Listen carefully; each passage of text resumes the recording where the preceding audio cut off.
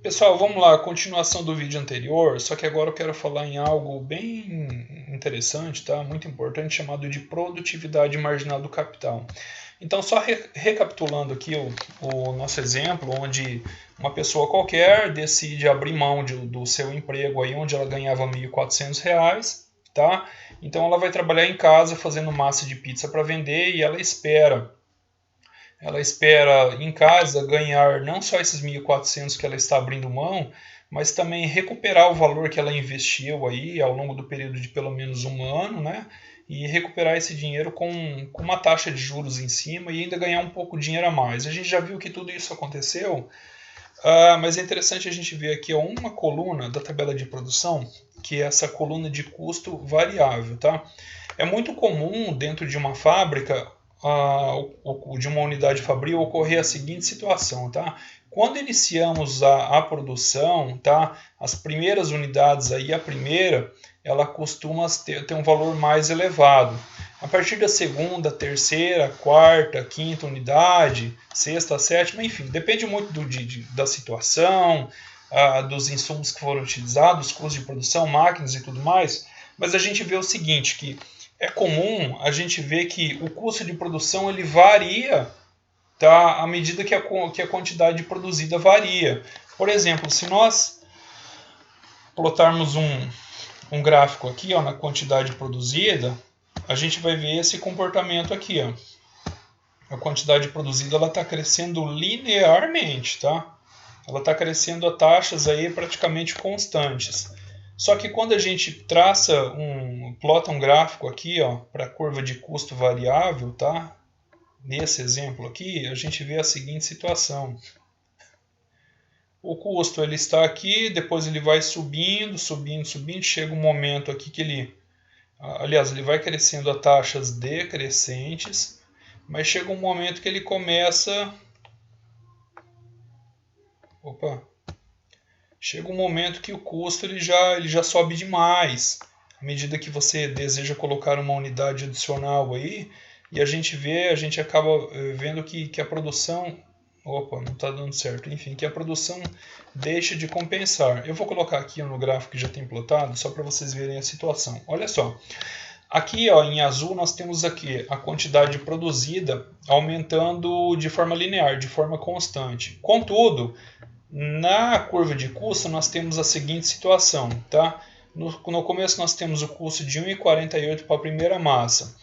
Aí você vai falar, pô, mas então a segunda massa vai custar o dobro, né? 2,96. Não, não, vai custar menos. Por quê? Porque você está tirando um proveito da sua máquina. Nesse caso, um forno ele tem a capacidade de assar 8 massas. Então, se você assar uma, o custo de assar vai ser o mesmo de assar 8 massas, o custo gasto com energia elétrica do forno ligado naquele período de 5 minutos. Agora, se você divide esse custo, que no nosso caso foi de 61 centavos, para as 8 massas, você vai ver que à medida que você vai aumentando a produção, esse custo ele vai sendo diminuído, tá? Só que assim, ocorre muitas vezes nas empresas que o custo ele vai crescendo menos que proporcional ao crescimento da quantidade produzida, mas chega no momento que esse fator de produção que você está utilizando, como por exemplo uma máquina ou um trabalhador, ele já não consegue trazer para você o mesmo resultado que ele trazia antes ali nas primeiras unidades produzidas. Ele está custando caro para você, você está tendo que colocar mais energia para extrair a mesma quantidade de produto ou de serviço, ou de repente está colocando muito mais energia e extraindo muito menos. E aí a gente começa a operar na região de inviabilidade, de ineficiência, tá? Então isso é a chamada produtividade marginal. É falar quanto o capital que você está empenhando ali na produção, ele está gerando de resultado, tá? Por que marginal? Porque vem de unidade, tá?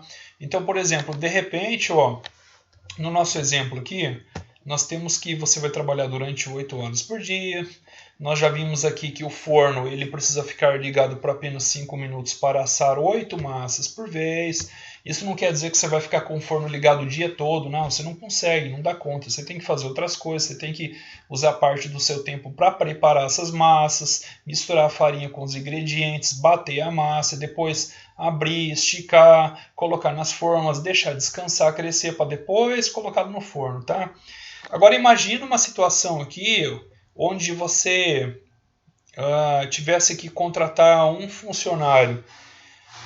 A produção ela pode até aumentar no começo, mas você vai ver que a partir de um determinado momento pode ser que o seu custo de produção com esse funcionário aí já vai deixar o seu negócio inviável, tá?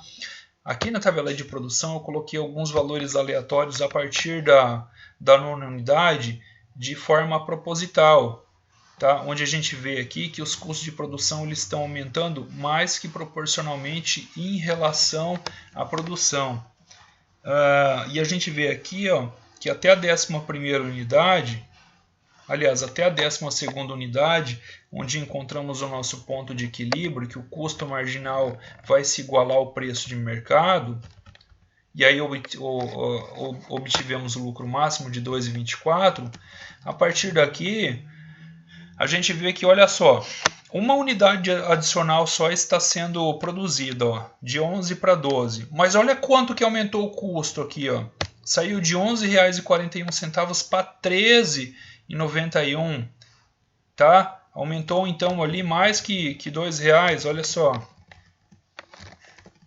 13,91 menos 11,41. R$ 2,50 aumentou o custo.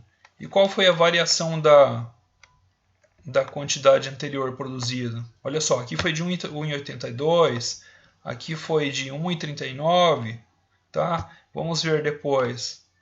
Olha só, 2,64 e por aí vai aumentando. O que acontece? Vai chegar um momento da produção que não adianta tentar esgoelar o funcionário, não adianta tentar colocar mais um funcionário, contratar mais uma pessoa para trabalhar, não adianta colocar mais uma máquina para trabalhar, que por questões de limitação, não vai compensar essa unidade adicional de fator de produção que você está colocando, seja contratando um funcionário adicional, seja colocando uma máquina mais para trabalhar, ou a mesma máquina trabalhando por mais tempo, vai gerar ineficiência. O custo de produção vai ficar muito alto, ele vai crescer mais que proporcional ao crescimento da produção. Isso é produtividade marginal do capital. A nossa produtividade marginal do capital até a 12ª unidade, para esse exemplo, ela foi ótima, foi eficiente. Aqui encontramos o nosso ponto de equilíbrio e maximizamos o lucro da empresa. Quando saímos da 12ª para a 13ª unidade produzida, o custo de produzir essa unidade adicional ficou muito alto, não está compensando. Compensa o quê? Parar a produção aqui mesmo. E aí por isso que é comum a gente ver aí alguns empresários de repente aí estão muito preocupados com a concorrência. Não é que não tem que estar preocupado com a concorrência. Tem que estar sim, a concorrência é importante. Só que deixam de se preocupar com a produção. Porque vem um concorrente aqui do lado, ele está vendendo 800 unidades. Foque na sua produção, controle a sua oferta, fazendo exercícios como esse, tá? Venda 600 unidades, 550, 700, enfim. Não precisa vender tudo que o vizinho que o concorrente está vendendo, não.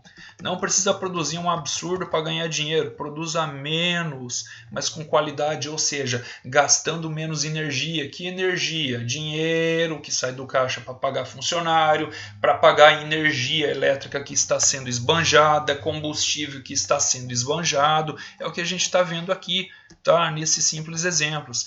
Nesse simples exemplo, que a partir do momento, o fator de produção, você não consegue extrair o 100% do trabalho dele, tá? Ele começa a ser eficiente, então o material começa a ser esbanjado, energia começa a ser desperdiçada. Tá certo? Ficamos claros até aqui? Então essa é a produtividade marginal do capital, que ela vai ser representada por isso aqui, ó. PMG, que é a produtividade marginal, ela é representada por ΔY, ou seja, pela variação da saída. A saída é o quê? Sempre é o produto, aquilo que a empresa está produzindo. Tá? A variação da produção dividido pela variação da entrada. Essa entrada aqui pode ser uma unidade, pode ser uma máquina, uma unidade de trabalho, no caso um trabalhador que está sendo contratado, de repente 1 hora extra de um funcionário que não vai compensar, não vai ficar viável. Tudo é uma questão de colocar na ponta da caneta, relacionar todos os custos e encontrar a quantidade ótima que vai maximizar o lucro da empresa. Estamos certos? Obrigado por terem assistido esse vídeo.